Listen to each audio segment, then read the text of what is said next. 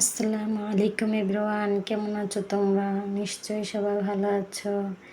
কতদিন আগে আমি গিয়েছিলাম ঢাকা বেড়াতে আমার বোনের বাসায়।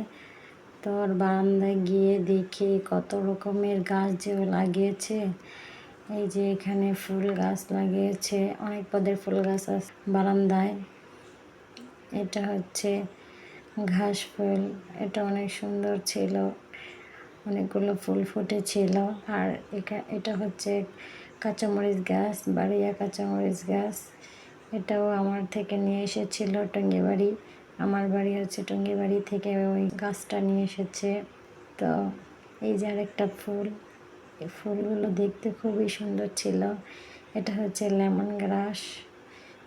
আর এই যে দুটো কাঁচামরিচ হয়েছে কালো কালো, এগুলো হচ্ছে বাড়িয়া কাঁচামরিচ গাছ।